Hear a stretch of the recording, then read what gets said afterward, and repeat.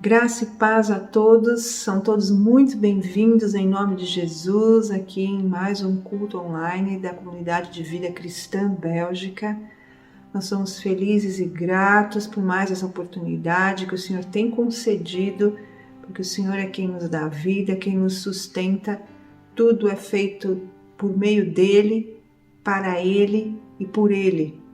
E nós, reconhecendo o poderio, o senhorio do Senhor, nós somos muito gratos e viemos aqui humildemente para falar, prestar o nosso culto a Ele, de corações abertos, e também queremos colocar as nossas vidas aos pés do Senhor. Eu espero que você tenha tido uma ótima semana, que você tenha tido experiências muito edificantes de crescimento, de aperfeiçoamento da sua vida cristã com o Senhor.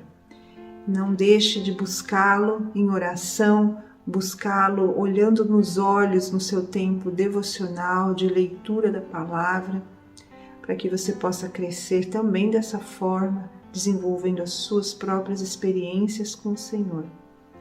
Falando em experiências com o Senhor, eu queria contar uma breve história de um rapaz chamado Jim Elliot.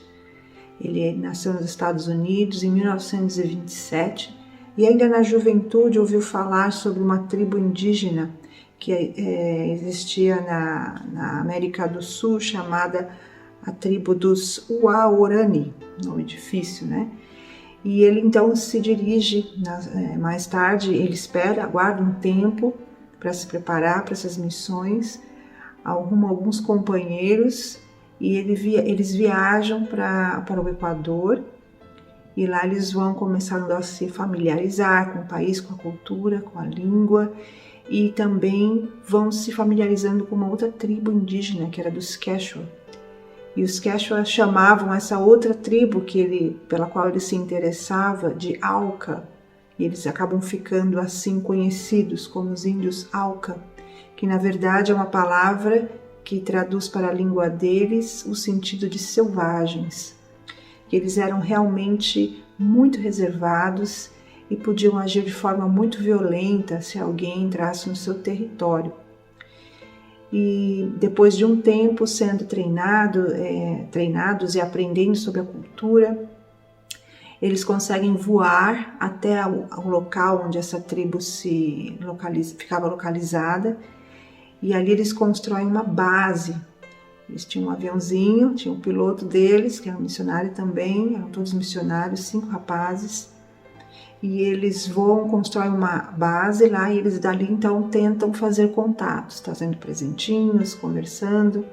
Eles chegam até a dar uma carona de avião para um jovem daquela tribo, dos Auca. E eles então se empolgam com aquele primeiro contato de forma tão positiva. Mas em um outro momento, ele e os seus companheiros dão de cara com 10 índios, guerreiros fortemente preparados para uma batalha, e eles acabam sendo mortos por esses índios, todos os 5 jovens missionários. Jim Elliot tinha apenas 28 anos de idade, ele deixa sua esposa e uma filhinha, e deixa muita coisa, um legado muito precioso, porque enquanto ele se preparava para trabalhar lá naquele local e durante toda a sua juventude, o preparo dele, o crescimento dele, ele dividia também através dos jornais da faculdade onde ele escrevia. E num desses jornais, no ano de 1949, ele deixa uma frase que é a frase pela qual ele é mais conhecido e que marcou a vida de muitas pessoas. Ele escreve naquele ano, em 1949, que o trabalho dele, dedicado ao Senhor, era mais importante do que a sua própria vida. E ele diz assim, com base no texto de Lucas 9:24, que é o texto onde Jesus fala que aquele que quer segui-lo, aquele que segue Jesus, se alguém quiser segui-lo, deve negar-se, tomar sua cruz e segui-lo. E ele diz então depois, se você tentar fugir disso, se você tentar salvar a sua vida disso, você vai acabar perdendo a sua vida. E aqui, então, Jim Elliot escreve a seguinte frase: ele não é tolo. Não é tolo aquele que dá aquilo que ele não pode reter para ganhar aquilo que ele não pode perder. Ou seja, não é tolice entregar algo que você não pode reter, que é a sua própria vida. Você não pode manter, você não pode acrescentar um côvado à sua altura para ganhar algo que você jamais vai perder, que é a vida eterna e a presença de Jesus para sempre. Com essa convicção, nós devemos seguir aquilo que nós cremos.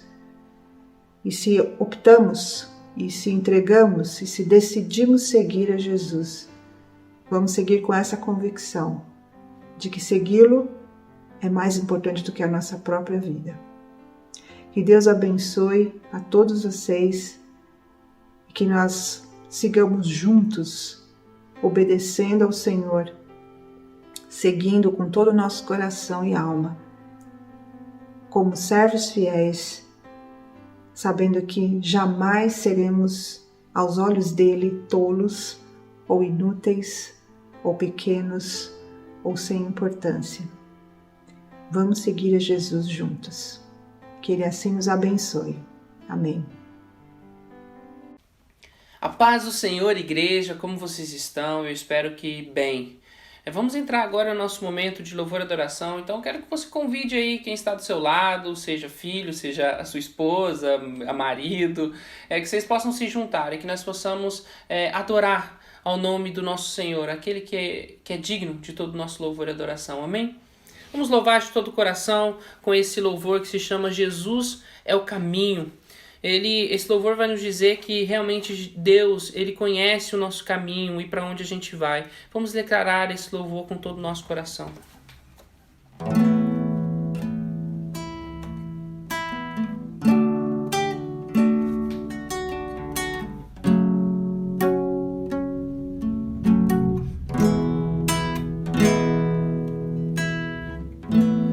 Não se turbe o vosso coração, crede em Deus e também em mim. A casa de meu pai há muitas moradas. Se não fosse assim, eu não teria dito: vou preparar-vos um lugar, e eu irei, vos levarei para mim mesmo. Vós conheceis o caminho, que para onde eu vou. Eu sou o caminho, a verdade e a vida. Ninguém vem ao Pai a não ser por mim. E em verdade eu vos digo que se eu vou para o Pai, mas aquele que crê em mim, obras maiores fará.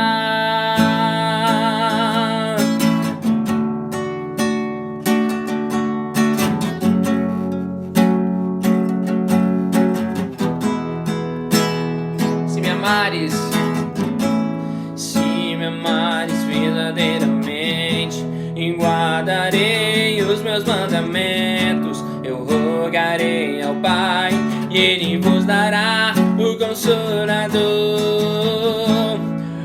o Espírito da verdade, que o mundo não pode receber, mas Ele habita em vós, estará em vós para sempre. E aquele que vem os meus mandamentos e os guarda, e este é o que me ama. E se alguém me amar, será amado por meu Pai, e eu também o amarei e me manifestarei a Ele.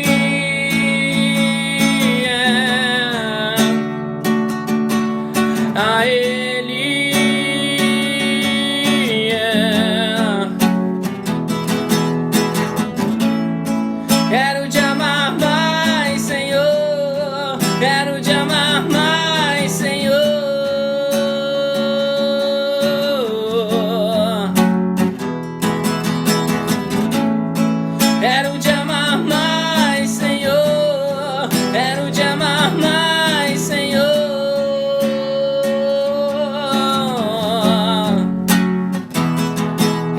isso. Quero te amar mais, Senhor. Quero te amar mais, Senhor. Oh Deus. Amém, aleluia. Nós queremos te amar muito mais, Senhor, a cada dia mais. Amém. Nesse mesmo clima, vamos para o nosso próximo louvor. Esse louvor, ele vai dizer que nunca foi sobre nós. Nunca foi sobre o que a gente pode ou não ter, do que a gente vai ainda ter, nossos projetos. Nunca foi sobre isso. Sempre foi por Cristo. Sempre teve a ver com Cristo. Amém?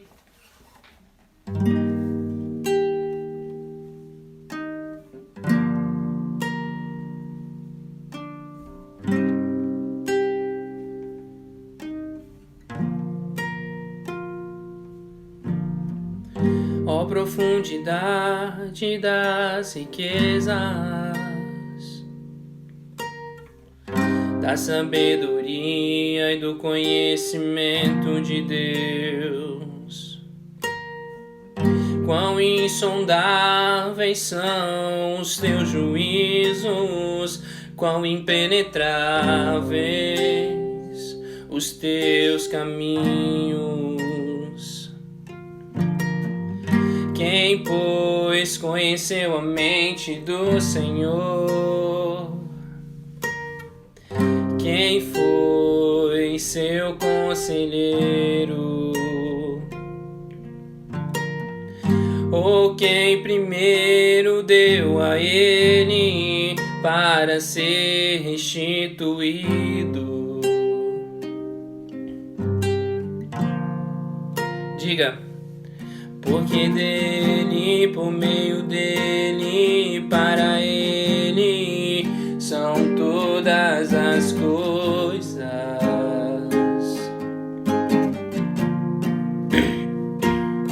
Porque dele, por meio dele, para ele são todas as coisas.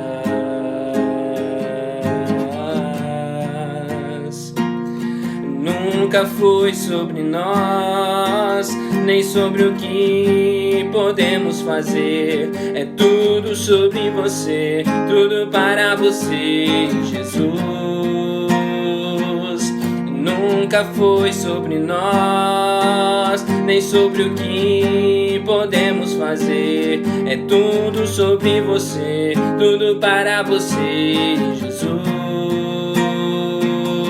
Quem sou eu? O que eu tenho pra te oferecer? É tudo sobre você, tudo para você, Jesus. Quem sou eu? E o que eu tenho pra te oferecer? É tudo sobre você, tudo para você, Jesus. Eu descobri que sem ti eu nada posso fazer. É tudo sobre você, tudo para você, Jesus.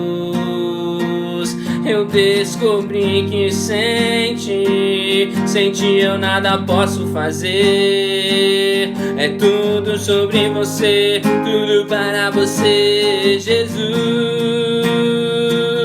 Você é santo, santo, santo, santo, santo, santo. É tudo sobre você, tudo para você, Jesus. Declare isso, igreja.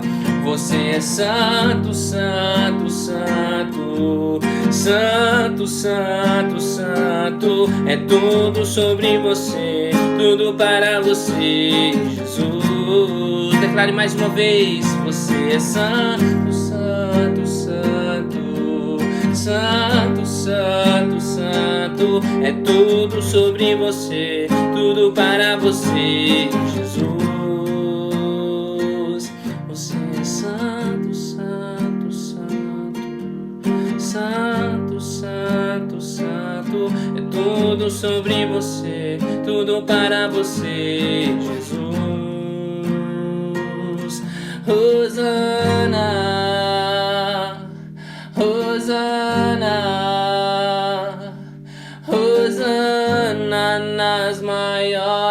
alturas. Diga Hosana, Hosana, Hosana, Hosana nas maiores alturas. Repita, Hosana, Hosana, Hosana,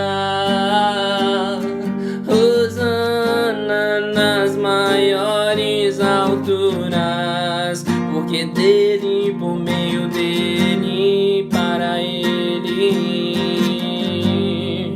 são todas as coisas. Porque dele, por meio dele, para ele são todas as coisas.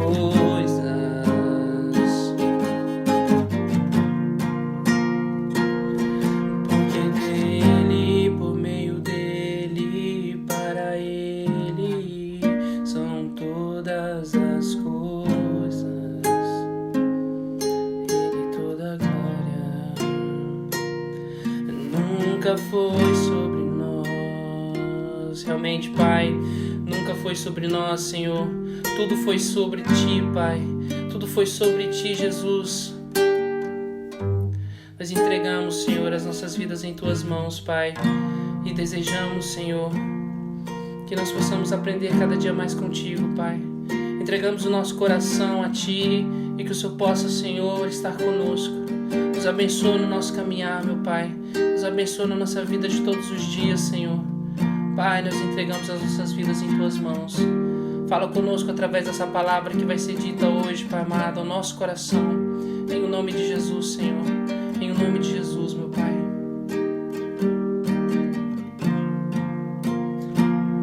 Aleluia. Amém. Que Deus venha te abençoar nesse dia e nessa pregação. Graça e paz, meus irmãos, é com muita alegria e com muito prazer que nós entramos num novo momento que vai fazer parte da liturgia do nosso culto, que é o momento dos dízimos e as ofertas. É com muita alegria que a gente faz esse momento, porque a gente entende que ele faz parte de um processo de ensinamento de Deus para mim e para a sua vida. A gente vê na Bíblia Sagrada diversas vezes Jesus falando sobre o dinheiro e o poder que ele pode exercer na sua vida. E para essa primeira exortação, essa primeiro chamado à nossa congregação, nós vamos ler 1 Timóteo, capítulo 6, do versículo 6 até o 10. Falando justamente sobre essa questão de finanças. Não precisa abrir, você pode ouvir, vai estar na tela também. Então você pode ter essa oportunidade aí de ouvir, tá bom? De fato, é grande fonte de lucro e piedade com contentamento. Ele está falando aqui justamente sobre pessoas que tentam usurpar da fé para ganhar dinheiro. E ele vai dizer e vai recomendar a Timóteo, o versículo 7, porque nada trouxemos deste mundo e nada podemos levar dele. Tendo, porém, o sustento e com que nos vestir, estejamos contentes. Mas os que querem ficar ricos caem em tentação e em laço, e em muitas concupiscências loucas e nocivas, as quais submergem os homens na ruína e perdição. Porque o amor ao dinheiro é a raiz de todos os males, e nessa cobiça alguns se desviaram da fé e se transpassaram a si mesmos com muitas dores. O meu trabalho de fim de conclusão de curso no seminário foi a respeito de a teologia da prosperidade e as suas influências na América do Sul e principalmente no Brasil. Foram 8.000 palavras de dissertação sobre tudo aquilo que eu havia estudado a respeito do assunto e percebido a respeito do assunto. E meus irmãos, tem cada aberração, cada coisa ruim de se ver, cada coisa que a gente olha assim e fala, nem no meio dos ímpios tem uma coisa parecida. Tem umas coisas que a gente ouve que dá vontade de esconder e correr para as montanhas e falar que não é crente. Muita coisa ruim. Porque tem muita gente que, como o apóstolo Paulo disse para Timóteo, faz da piedade, faz da fé cristã uma fonte de lucro para se enriquecer. Geralmente, de acordo com o que eu entendi, são gente frustrada no mundo de fora, não consegue nada no mundo de fora e quer, na igreja, cumprir as suas carências emocionais, e quando isso não tem nada a ver com fé, e Paulo diz que essas pessoas recebem nelas mesmas a paga. Outra coisa que eu percebi desse pessoal é que é gente extremamente solitária, gente que fica sozinha, gente que tem uma mania de perseguição imensa. Todo mundo está traindo ele, todo mundo está perseguindo ele, porque ele entende a igreja não como a igreja do Cristo Cordeiro do Deus vivo. Ele entende a igreja como se fosse algo dele, uma coisa pessoal que ele cuida. Nada a ver com a fé. Não é isso que nós queremos pregar, não é isso que a Bíblia nos ensina a ensinar. O que a Bíblia nos ensina a ensinar, entre muitas das coisas que nós vamos ver no decorrer desses dias aqui e ofertas a respeito disso, é a generosidade. Meus irmãos, o amor ao dinheiro pode destruir a nossa vida, destruir a nossa alma e destruir a nossa mente. O amor ao dinheiro pode deixar a gente tão preso em que as relações familiares não são mais importantes. O dinheiro, meus irmãos, não pode ser o centro da nossa história. Não pode ser o centro da nossa fé. O dinheiro com certeza faz parte de um pedaço de quem nós somos, porque a gente sobrevive, compra, vende, nasce, né? Precisa sobreviver, precisa todas essas coisas que a gente bem sabe. Mas ele não pode ser a razão da nossa existência, a razão do nosso respirar, a razão da nossa vida. O que esses pseudo-irmãos vivem é uma vida totalmente sem Deus, porque ficam cheios de si mesmos e são avarentos, são lotados de todo tipo de ganância e que na verdade de Deus parecem estar bem distantes. Porque o Deus, o Pai do nosso Senhor Jesus Cristo vai nos ensinar a sermos generosos. E se não for com generosidade, é melhor você não entregar o seu dízimo e a sua oferta. Tem que ser com generosidade, tem que ser com alegria. É o que a gente vai ver na próxima semana a respeito do assunto. Eu quero orar por você. A nossa conta geralmente vai aparecer aqui na descrição do vídeo. Se você tiver vontade, se Deus tocar no seu coração, esse é o momento de você fazer a doação, pode fazer durante o culto, fique à vontade, que Deus possa abençoar a sua vida. A grande bênção que nós como CVC Bélgica temos a contar é que está tudo arrumadinho. Nós agora somos uma SBL constituída na Bélgica, temos diretoria, temos conselho, temos carta magna, né? Temos nossas cartas de valores bem estabelecidas e está tudo funcionando conforme a graça de Deus nos tem alcançado. Agradeço a Deus por cada um de vocês que está nos ouvindo. Muito obrigado por estar aqui com a gente até agora. Vamos orar? Pai, obrigado por esse momento. Senhor, eu quero lembrar nesse momento das pessoas que estão passando por problemas financeiros, Pai. Com essa pandemia, com tudo que as coisas têm acontecido, Pai, muitas pessoas têm perdido emprego, têm faltado às vezes as coisas, Senhor. Senhor, que em nome de Jesus a nossa igreja possa ser mão para essas pessoas. É isso que eu te peço em nome de Jesus, Senhor. Tem muita gente da nossa congregação que às vezes não tem documentação, Senhor. Eu te peço, Pai, em nome de Jesus, alcance-nos com essa graça também, porque a gente precisa, Senhor, porque como é que vai trabalhar, como é que vai comer, o Senhor está vendo as nossas necessidades. Por favor, Senhor, olhe para nós e olhe para aquilo que toda a igreja precisa, Senhor. Alcance com as tuas mãos poderosas aquelas pessoas que participam conosco, aquelas que simpatizam conosco, que o teu amor poderoso, que a tua misericórdia constante esteja sobre cada um deles. É isso que eu te oro e te agradeço, no nome poderoso de Jesus. Amém e amém. Que Deus te abençoe.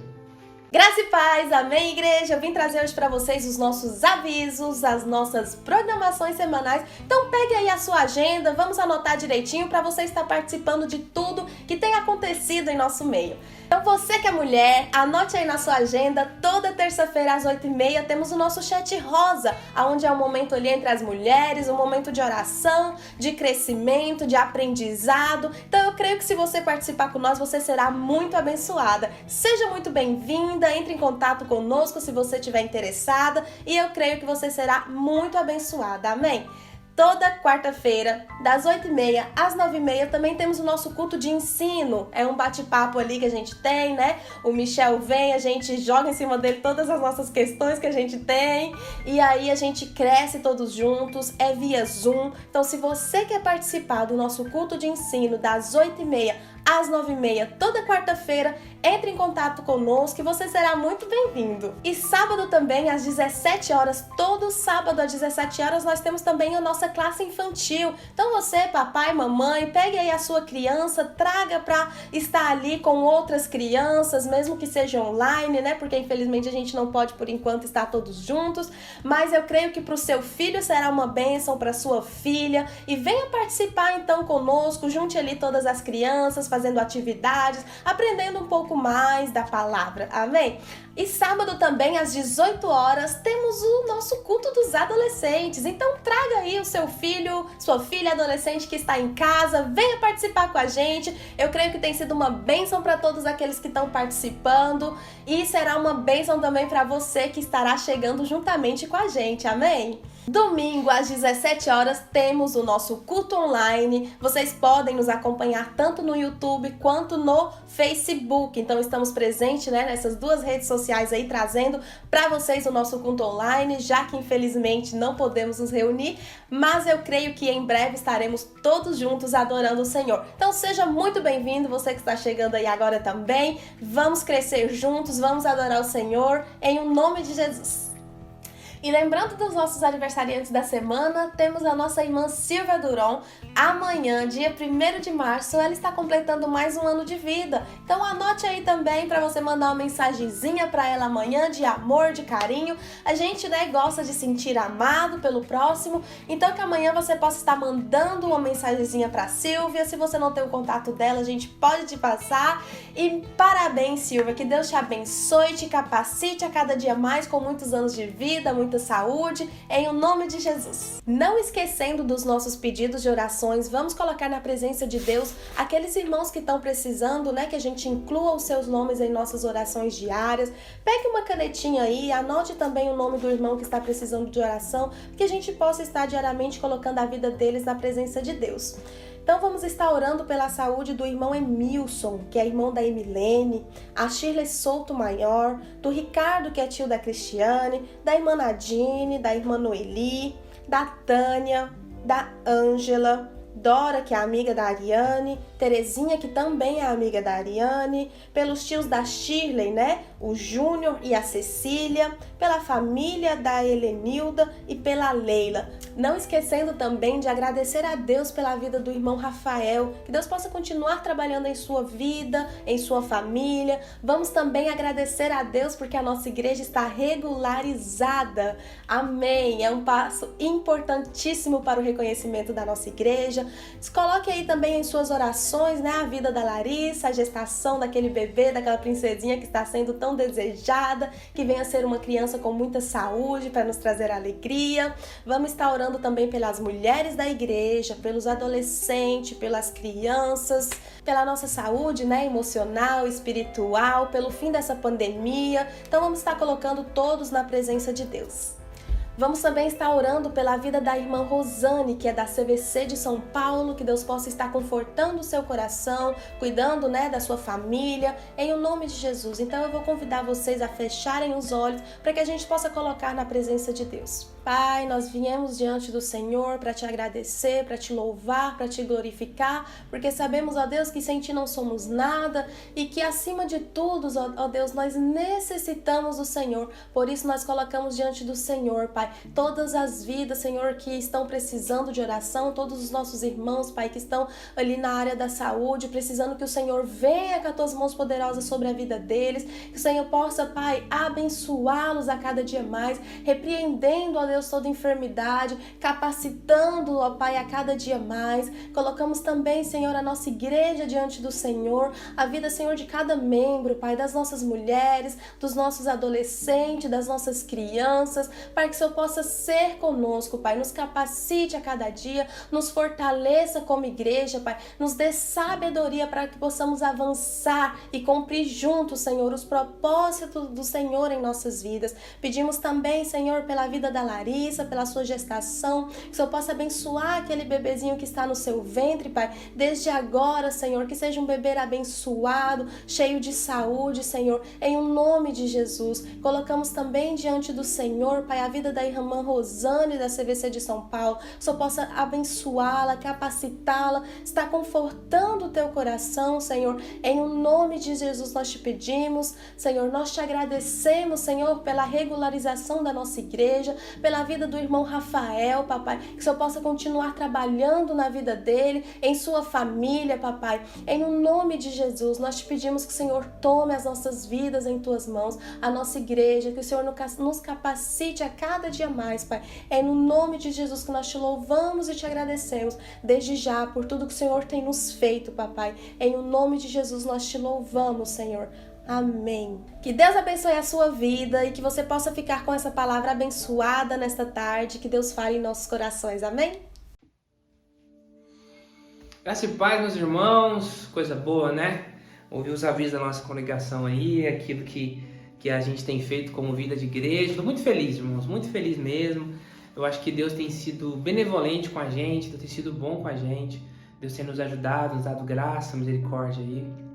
Como vocês viram no começo desse vídeo, no começo desse culto, né, a gente vai fazer uma nova mensagem. A nova mensagem que a gente vai começar a trabalhar agora é Siga-me. Então eu convido você a estar aí nos ouvindo, a participar aí todo domingo com a gente e curtir com a gente essa mensagem e ver aquilo que Deus quer falar com você. E Deus tem falado.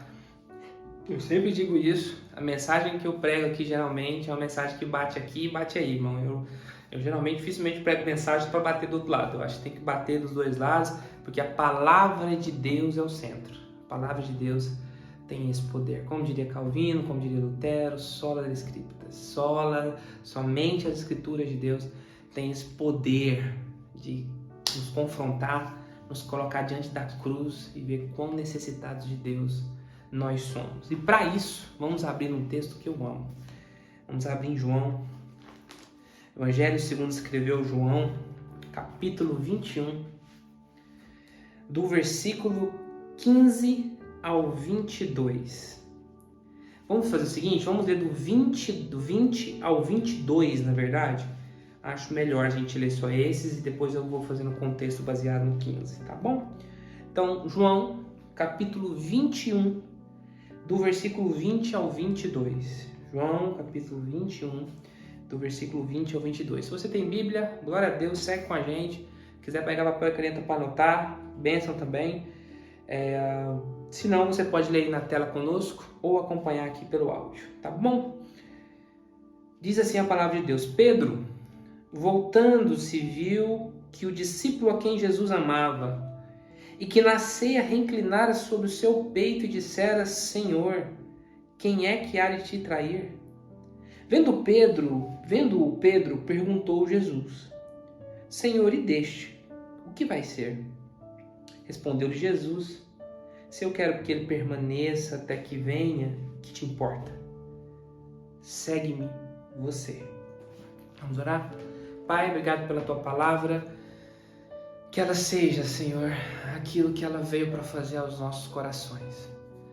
A trazer para nós o conforto, o consolo, confronto. Senhor, que a Tua palavra cumpra em nós, ó Pai, aquilo que o Senhor sonhou para ela em nós. É isso que eu te oro, pelo poderoso nome de Jesus, que meus irmãos estejam com o coração aberto para ouvir aquilo que Deus tem a nos ensinar. Em nome de Jesus, amém.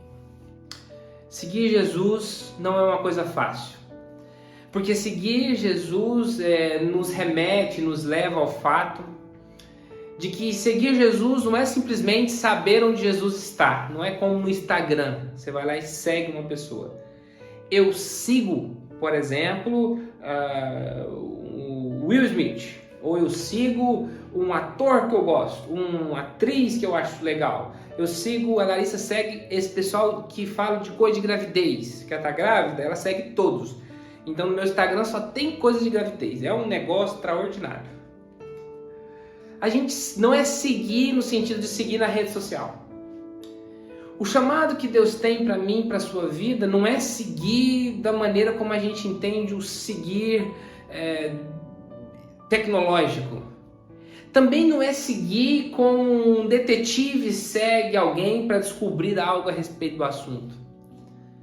Quando Jesus nos chama para segui-lo, havia um ditado judaico na época de Jesus, principalmente, Flávio José, ele cita um pouco desse ditado a respeito do assunto. Ele diz que o mestre tinha discípulos que o seguiam. E aqueles que seguiam ao seu mestre deveriam comer da poeira que saísse das sandálias do seu mestre. Você imagina isso? Significa que você está tão perto ali que você come da poeira que sai da sandália do seu mestre, tanto que você está perto dele. Que não tinha asfalto na época, né? Então eram terrenos aí muito empoeirados, desérticos, né? Era a lógica de Jesus na época. Quando Jesus faz um chamado para qualquer discípulo segui-lo, e a gente vai ver isso no decorrer dos processos, a gente viu aqui em João, mas vai ter outros que a gente vai poder observar juntos. Seguir Jesus significa muito mais seguir e se entregar a alguém que vai ser o dono, que vai ser o mestre, que vai ser aquele pelo qual nós iremos a partir daquele momento viver. E aqui nós estamos diante de um momento em que Jesus já havia chamado Pedro para segui-lo. Porém, Jesus dá uma nova chance para Pedro. Aqui a gente está no livro de João, né? O livro de João é dos 4 evangelhos, do Mateus, Marcos, Lucas e João. João é o último dos livros a ser escrito. Provavelmente foi um livro escrito ou na ilha de Patmos ou fora da ilha de Patmos, depois da ilha de Patmos. Foi antes da morte de João, é claro, né? É o livro que a gente considera o mais teológico deles, dos 4 evangelhos. Não que os outros não tenham o estudo de Deus, mas esse, o João, é profundo. Porque estava tendo na época uma noção ali de que Jesus não era Deus. Era uma heresia, um ensinamento errado que havia se entremeado no meio da igreja. E João escreve esse evangelho para quebrar essa heresia. E aqui a gente está no final do seu livro. O João passou contando a respeito do Messias que ressuscitou morto. O João passa contando a respeito daquele Jesus que curou enfermos, daquele Jesus que multiplicou pães, daquele Jesus que fez milagres por toda parte, que saiu fazendo bem. E o João vai dizer no finalzinho do seu livro aqui, no capítulo 21 mesmo, no versículo 25, ele vai dizer que Jesus fez tantas outras coisas que, se fosse para colocar isso num livro, não haviam bibliotecas no mundo suficiente para contar as histórias a respeito dos milagres daquele Cristo. Mas João passa pela história de Pedro, e Pedro é um personagem importante na história de João, porque parece que os dois eram muito próximos. Inclusive o João vai contar que os dois, quando descobriram que Jesus havia ressuscitado, quando ouviu isso das mulheres, os dois saíram correndo, igual 2 meninos apostando corrida, para saber quem chegava primeiro até o túmulo de Jesus.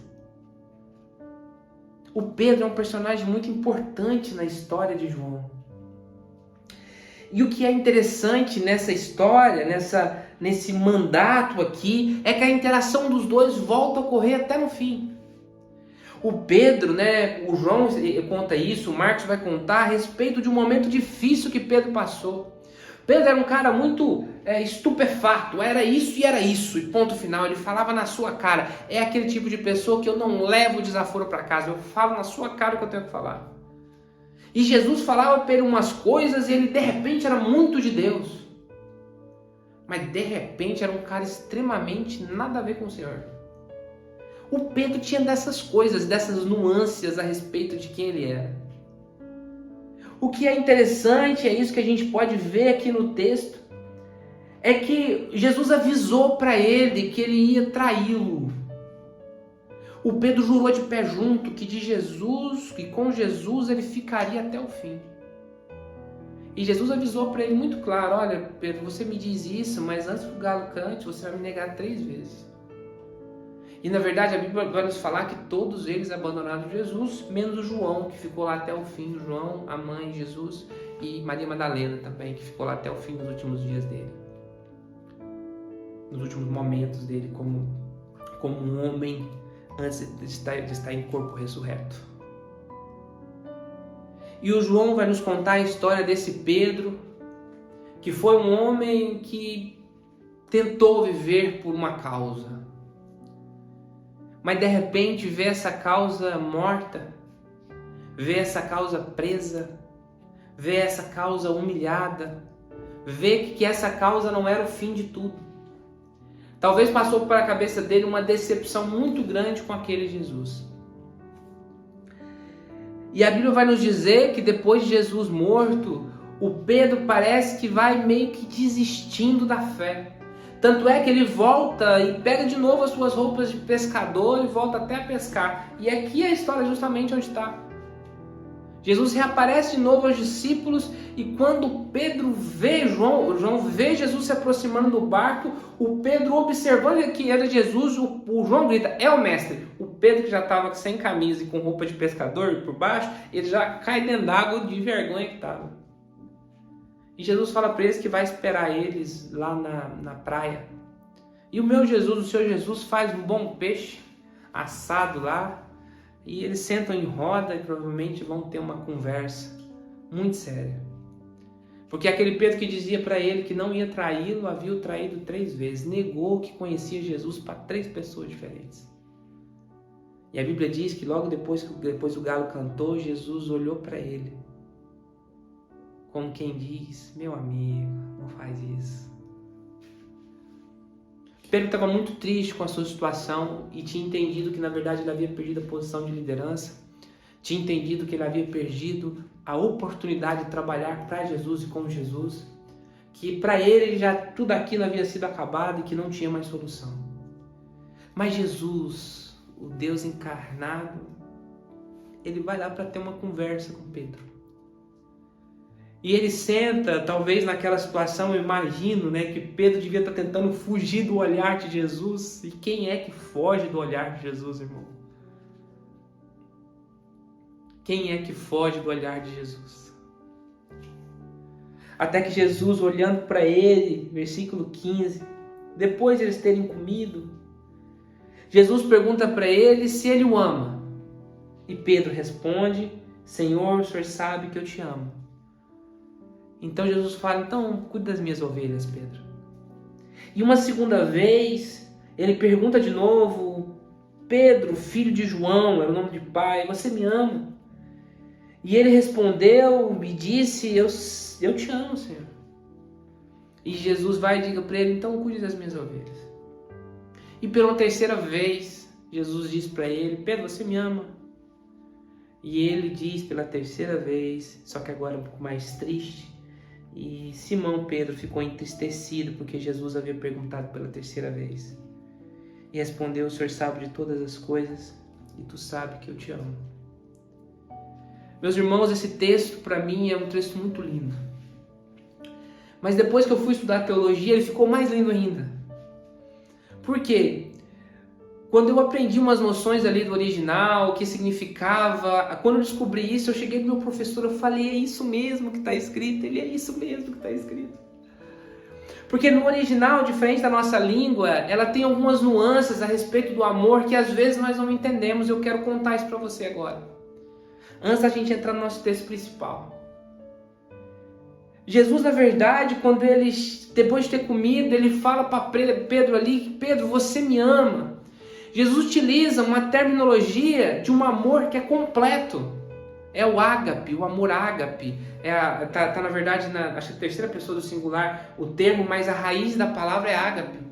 É o amor que geralmente é demonstrado por Deus, um amor fiel. Um amor fiel, um amor justo, um amor puro, um amor completo, um amor no qual não há manchas. E Jesus vira para Pedro e Pedro desconversa a história, como se ele não soubesse o que Jesus estava querendo dizer. E da primeira vez Jesus disse para ele, você me ama, Pedro. Eu vou traduzir aqui com os termos melhor. Se você quiser saber os outros termos, eu vou falando no decorrer, mas eu vou traduzir como seria a melhor tradução. Você me ama com o amor divino, Pedro. Você me ama, Pedro, com aquele amor que transcende os seus erros.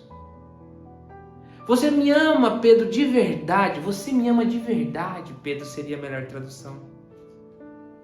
E Pedro meio que sacode ali e fala, te amo, Jesus, te amo.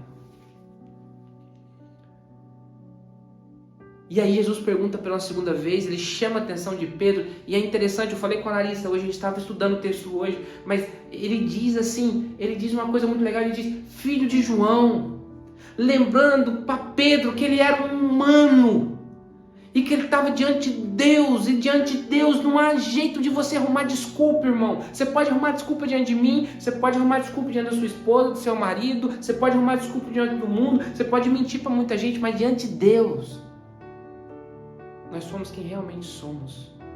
e não há sombra nem mancha de dúvidas.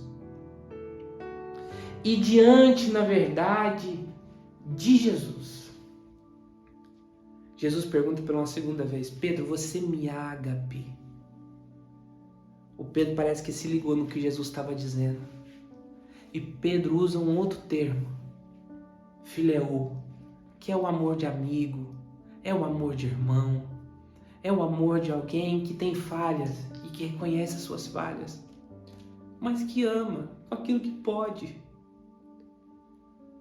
E o Pedro responde para ele: Senhor, eu te amo com esse amor de amigo. Você me ama, Pedro, com esse amor de Deus. O Pedro está dizendo: não, eu só consigo com amor de amigo, Jesus. Jesus olha para ele e fala: então cuida das minhas ovelhas. Meu irmão, era o Deus encarnado que estava diante dele. E Jesus entendeu Pedro, talvez como um pai entende um filho. Entendeu o que ele queria, o que ele podia, aquilo que ele aceitava. E Jesus resolveu descer ao nível de Pedro, como quem desce diante de uma criança e olha nos olhos dela para discipliná-lo. E o Pedro, achando que havia acabado com a situação ali, Jesus vem com uma terceira pergunta: Pedro, você me ama com amor de amigo, então? Você me ama com amor fraterno? Você me ama com amor falho? E o Pedro se entristeceu, porque era verdade. Ele só conseguia amar com aquele amor. E ele falou para Jesus: o Senhor sabe de todas as coisas. E o Senhor sabe que eu te amo, Jesus. Com esse amor fraterno. Com esse amor humano. Com esse amor que muitas vezes é falho. E Jesus chama ele à responsabilidade. E fala para ele: então cuida das minhas ovelhas, Pedro. É o Deus encarnado na frente de Pedro, meus irmãos. Ele estava diante do Deus de todo o universo, que estava dando para ele mais uma chance. É o que Deus quer te dar hoje, mais uma chance. Mas o Pedro, parece que mesmo depois de entender, ou não entender direito, a respeito da situação, aí entra no texto agora que a gente acabou de ler. Mas Pedro voltando-se. Pedro tinha tido ali talvez uma epifania, um momento magnífico com Jesus, como esse que eu tenho toda vez que eu leio esse texto. Um momento magnífico com Jesus.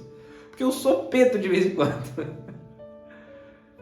E o Pedro tendo esse momento com Jesus, em vez de internalizar esse momento e se arrepender de todo o coração, a Bíblia vai dizer que o Pedro voltando-se. Ou seja, o Pedro resolveu olhar para o outro lado.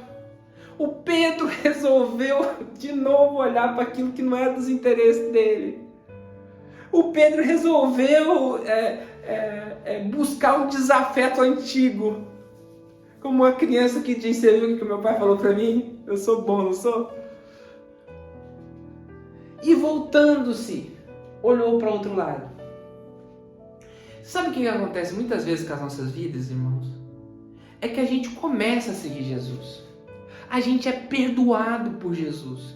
A gente recebe segunda, terceira, 29ª, 1000ª, 40ª, trilionésima chance. A gente recebe chances da parte de Deus. Mas aí a gente volta e começa a olhar para outra direção. E começa a olhar o outro.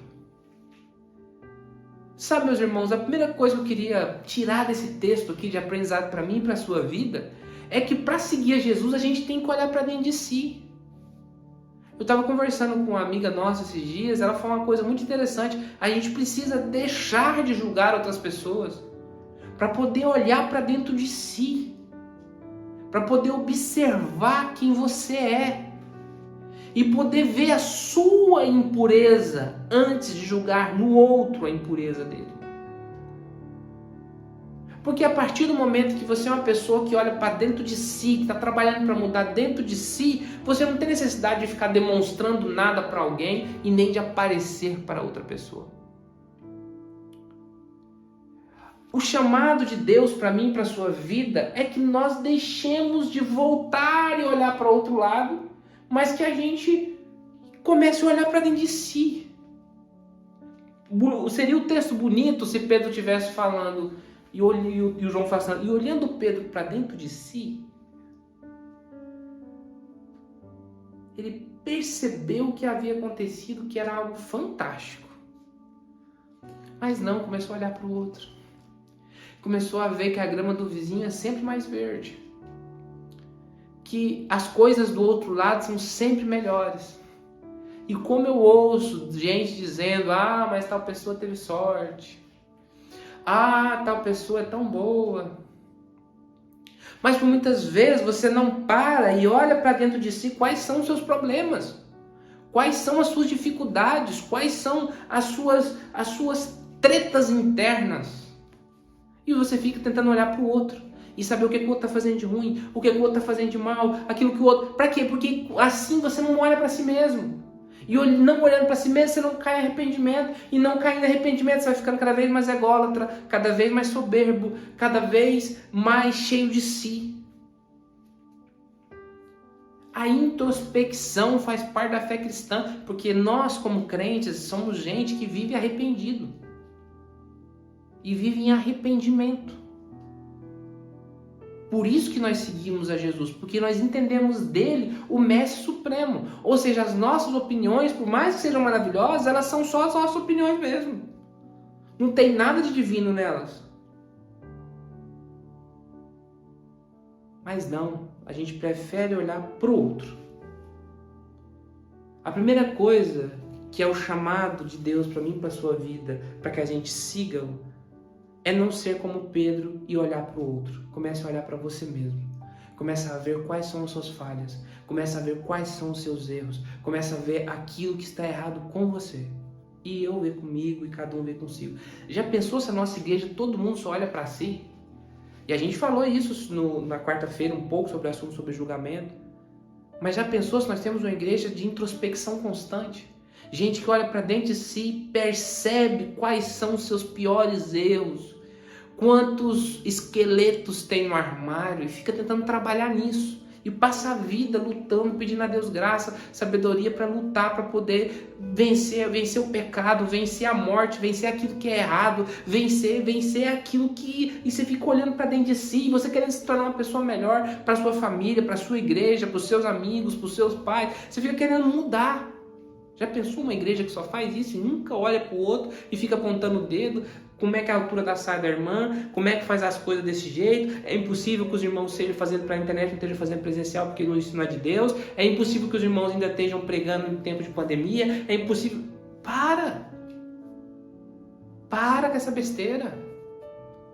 E comece a olhar para dentro de você. Comece a perceber quais são as suas dificuldades e quais são os seus erros. Comece a perceber aquilo que vai de errado em você.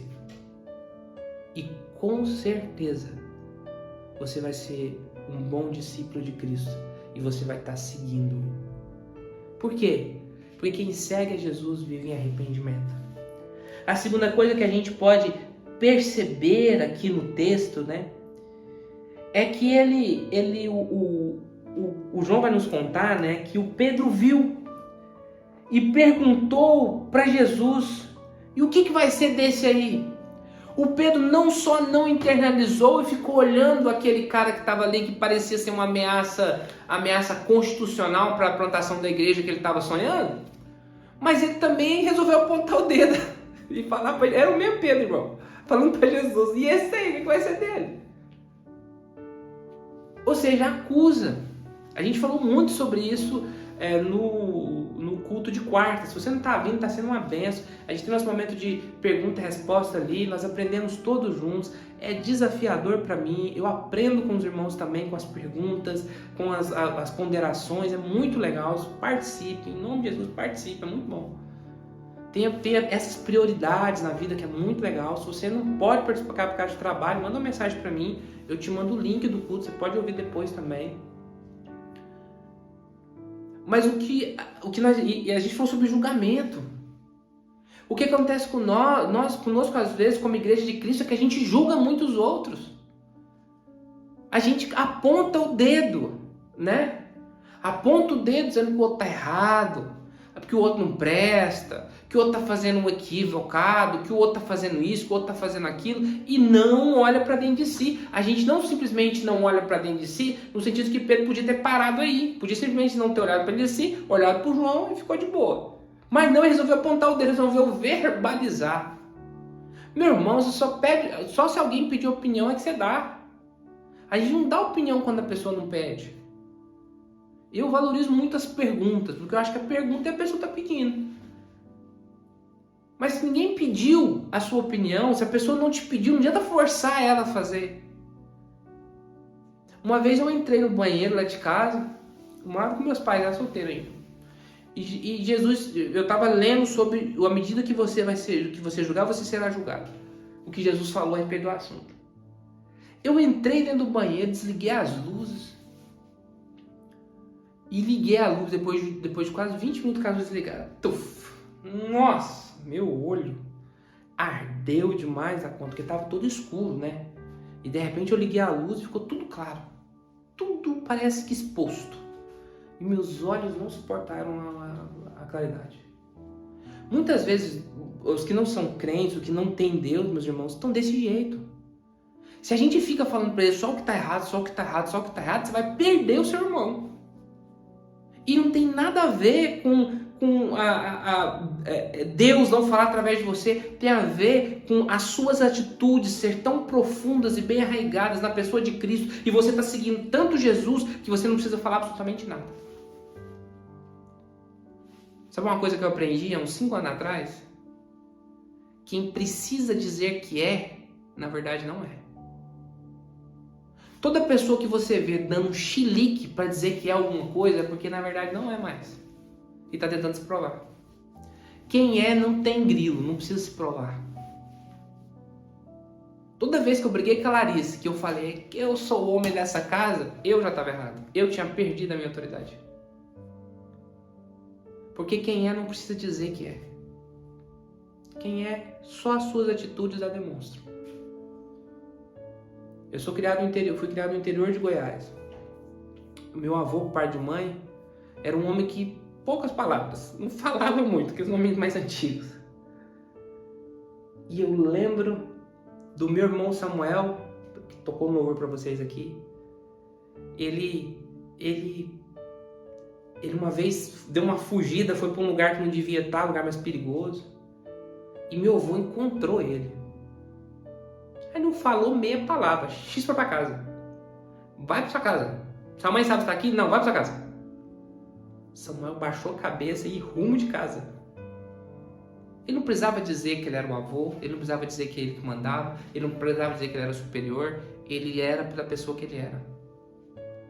Quem é não precisa demonstrar que é. Não precisa gritar que é. Não precisa falar que é. Não precisa se autoafirmar que é. Ele simplesmente é. A pessoa que você já viu gritando, dizendo que é alguma coisa, é porque não é mais, irmão. Você não precisa dizer que é para ser. E o Pedro estava querendo demonstrar que ele era o chefão.